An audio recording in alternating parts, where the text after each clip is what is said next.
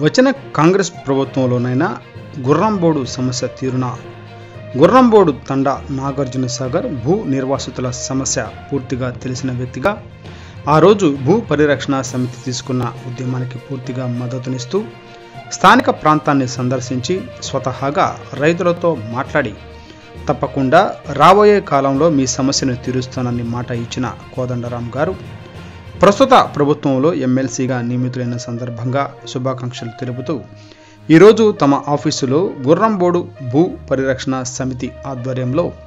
అధ్యక్షులు ఇస్లావత్ బాలాజీ నాయక్, ఉన్నత న్యాయస్థానం హైకోర్టు అడ్వకేట్,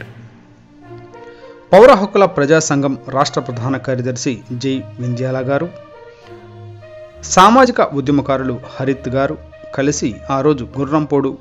రైతుల బాధలు తెలిసిన వ్యక్తిగా స్వతహాగా తమ మద్దతు తెలుపుతూ గుర్రంపోడు ఉద్యమాన్ని నైతికంగా సపోర్టు చేసిన వ్యక్తిగా కోదండరాం గారు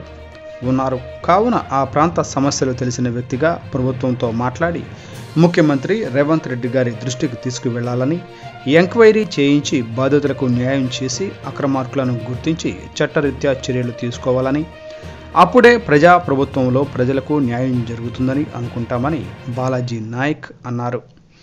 కోదండరాం గారు మాట్లాడుతూ తప్పకుండా ముఖ్యమంత్రి దృష్టికి తీసుకువెళ్లి బాధితులకు న్యాయం చేస్తానని హామీ ఇచ్చారు.